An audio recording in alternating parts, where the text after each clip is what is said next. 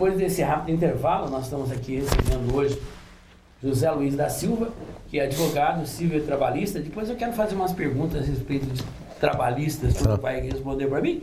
Eu agradeço. Medida possível. É o seguinte, nós estávamos falando lá da parte alta, né? Falamos da Nikita. E o Schmidt? O Schmidt, né? O Schmidt é outro personagem, né? Folclórico de São João, né? Era vizinho. Né? Era meu vizinho, morava ao lado da minha casa, né? Depois eu saí da minha casa em 81, que eu casei em 80, saí de casa, né? E aí depois a gente vai perdendo contato, tudo. Mas depois, muitos anos depois, uns 15 anos, até um pouco mais, eu via ele, que ele não andava, ficava mais dentro da varanda da casa dele. Mas fiquei sabendo que ele faleceu com mais de 100 anos. Olha. Mais de 100 anos. E o Ronaldo Noronha retratou a Nikita. O artista plástico Ronaldo Noronha, ele fez um quadro que chegou à perfeição, né? Muito perfeito. Muito perfeito, foi perfeito mesmo. E do Schmidt, nós não temos nenhuma lembrança. Eu acredito que não. Eu acho que os familiares dele, não sei se tivesse, poderia até... É um patrimônio Se deve ter, a família dele deve ter. Eu acho que é um patrimônio de São João, uma coisa que vai ficar para a história. Exatamente. Porque eu lembro que ele levava comida para as moças que trabalhavam na Fiatesse. Então ele descia a Ernesto de Oliveira e vinha com as marmitinhas. Então ele chegava a um ponto, na alfaiataria do meu pai, ele dava apito de trem. Então eu pedia para ele assim, Schmidt, como é que é o trem? Ele chegava, e disparava, ia parar. Meu pai tinha uma alfaiataria aqui onde é o Sinfal, eletrônica ali na... Sei. Ele ia parar lá na Farmácia Cruzeiro, que é quase na esquina com o Dilino. E ele descia a avenida desse jeito e subia de novo. Certo. Então, é uma coisa que marcou muito, porque ele não fazia mal para ninguém. Não. Ele era uma pessoa de respeito. Era humilde e brincalhão. Era. Então, eu acho que... E pelo que eu saiba, ele nunca casou também. Né? Ele morreu solteiro. Morreu solteiro. E a gente sempre, para mim, que não fiquei sabendo, né? Para mim, ele ainda existe. É uma coisa de criança. Que não vai morrer nunca, né? Ele era uma pessoa... Porque na época nós tivemos Zé das Moças, João Guarda, que era a parte de cima aqui, né? O Nico... Tia Mulamanca. Que batia na molecada, né? O Tia falava assim, não tem pai nem mãe, mete o pau. E ele corria atrás da molecada. Ele batia na molecada. Eu tinha bastante amizade com ele, né? Eu tinha que ficar do lado dele. Tinha. Porque senão ele batia. Geralmente, quando ele ia pro cinema, ele sempre ficava ali espreitando, né? Então ele já vinha, a gente falava, não, eu vou te pagar alguma coisa, um guaraná, um doce, aí ele já... Um pedágio. Ele já roubava o pedágio. Que bacana. Você lembrou disso aí, verdade. Mas nós estávamos conversando um pouco lá da parte de cima, né? Foi uma parte da sua infância. E na juventude, vamos dizer assim, o primeiro trabalho seu, onde foi? Eu comecei a trabalhar... Exatamente, eu comecei a trabalhar em 1968, no empório... chamava Empório São João, do senhor Araquém Bise Pereira, português, né? Ele fala que ele foi salvo porque quando ele teve embarcando para ir combater na Itália na Segunda Guerra Mundial. Ele teve tanta sorte que ele fez. Ele sempre falava isso. Eu estou aqui, vou ver muito tempo porque quero estar na Itália combatendo os alemães na Segunda Guerra Mundial.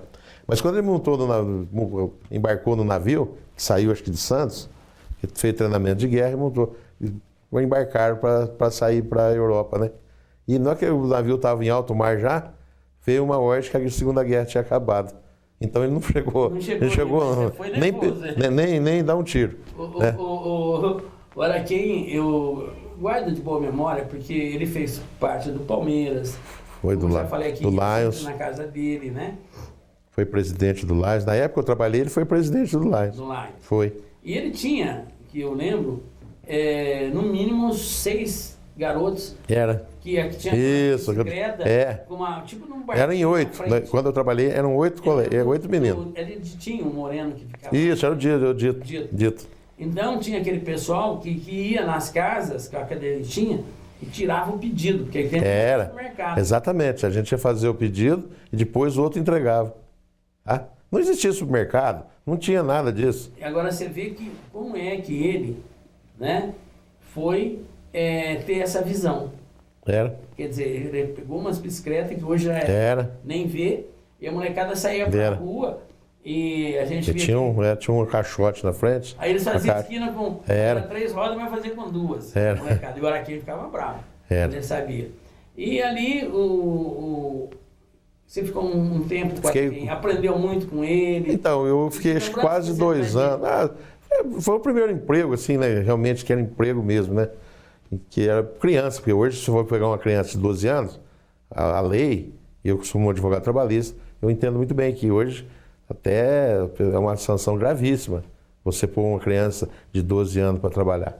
Hoje você pode trabalhar acima de 14 anos como estagiário, aprendiz, tá? Senão você não pode. Então tem os convênios com o CIE, para essas pessoas menores ingressarem mais tarde no mercado de trabalho. Quer dizer, foi um avanço? Foi, porque eu acho, na época, para a época não tinha dessa distinção, que a lei já era, né? Já previa que menor não podia, mas nunca foi fiscalizada, né? Mas você acha que você que começou a trabalhar, eu também, você não acha que isso veio trazer um malefício à sociedade? Porque o jovem, ele está certo, ele tem que estudar, mas eu acho que um ditado popular, sim, que é de pequeno que se entorta que burro velho não pega marcha, porque a hora que ele só estudou, aí ele quer chegar e já quer um emprego que ele ganhe sem ter experiência. O que você vê nisso aí? Eu vejo o seguinte, eu baseio em mim próprio, sabe? Eu comecei a trabalhar junto disso com 12 anos, né? Tenho orgulho disso, estou falando sério que eu não tenho nenhum trauma, não tenho nenhum complexo, absoluto. Graças a Deus eu tenho. Porque com 12 anos eu já era um menino bem forte, sabe? Hoje eu tô gordo, né? Mas antes eu era bem fortinho. Mas enfim, que era? Era normal. Era normal, né? Nessa época eu já fazia o ginásio na escola de comércio, tá? Já fazia o ginásio e trabalhava. Então eu trabalhava de dia e estudava à noite. Era normal. 80% das pessoas que eram mais pobres faziam. Os meninos que eram de pessoas mais bem de situação, mais bem de vida, então eles não estudavam em escola de comércio, eles estudavam no Instituto de Educação. Entendeu? Então lá era uma escola muito boa, tá? Vários amigos meus que são médicos, são engenheiros, são oficiais do Exército, da Aeronáutica, saíram dali, tá? E era uma escola de altíssimo nível. O Estado dava uma condição de estudo bom, tá? E mesmo a escola de comércio era uma boa escola, eu estudei lá. Era excelente. Então, não existia, o ensino era muito bom, tá? Era um ensino muito bom. E hoje eu vejo o seguinte, respondendo a tua pergunta, realmente começar com 12 anos, então nós estamos fazendo assim uma comparação com países de primeiro mundo. Porque se você for no Japão, ninguém trabalha com menor. Eles vão sair já praticamente formado num equivalente a um segundo grau, né? Já vão sair, se for na Suécia, a mesma coisa, na Alemanha, a mesma coisa, e assim vai. Só que no Brasil, só que lá o estudo ele é obrigatório, tá? Nesses países que eu citei, são obrigatórios. Por que são? O Estado vai te preparar você. O Estado não quer ninguém despreparado, tá? Até você concluir um segundo grau, o Estado é obrigado, então o Estado te supre. Aqui, nós temos uma educação que faz de conta no nosso país. Tá? Bem abaixo. Uma educação de faz de conta, uma saúde de faz de conta. Por outro lado, nosso país é um país que integra as primeiras economias do mundo. Então nós temos uma educação de 30º mundo, nós temos uma saúde de 20º mundo, e assim vai. Então, onde o Estado não está presente, onde deveria estar. Ele poderia fazer isso sim. Tá? Então, aproveitando já em época de eleições, os candidatos que estão aí para perseguir uma vaga, né, eletiva aí, eu entendo que isso tem que começar a ver por aí, porque o Brasil tem potencial, certo? Nós somos um país inteligente, nós temos uma raça forte, tá? O que falta para o nosso país, em questão de começar, é ter um ensino disciplinado, um ensino obrigatório, e o Estado investir nisso. A Coreia do Sul, depois da guerra, que se dividiram, eles investiram maciçamente na educação. Lá ninguém vai sair sem ter pelo menos terminar o segundo grau. Tá? E já com uma profissão técnica, uma coisa assim. Hoje eles são um país de primeiro mundo. E não faz muito, porque a guerra da Coreia terminou em 54, me parece. Tá? Então quer dizer que em pouco tempo eles saíram de um caos total e hoje é a Coreia é o que é. Isso é um exemplo, né? E tem vários outros também. Então eu acho que investir em educação, na nossa época era muito difícil. Você muito bem sabe, se nós formos mais ou menos da nossa época, você vê como é que era difícil. Até antes do programa você está falando, era difícil estudar. Estudar era para poucos. Hoje não, graças a Deus evoluiu, porque nós temos várias formas de pagamento, uma coisa assim. Isso é muito bom, tá? Então, eu acho que, respondendo lá, se era ruim, realmente, vai se impor uma condição de estudo obrigatória para que as crianças tenham um bom ensino, uma boa educação, uma boa estrutura, né? Alimentação, saúde. Exatamente. E o Estado permanecer, obrigar, tá? Eu acho que é o alicerce, né?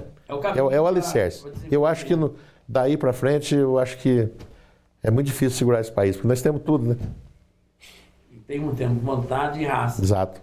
Bem, então, nós vamos dar um rápido intervalo e voltamos já já.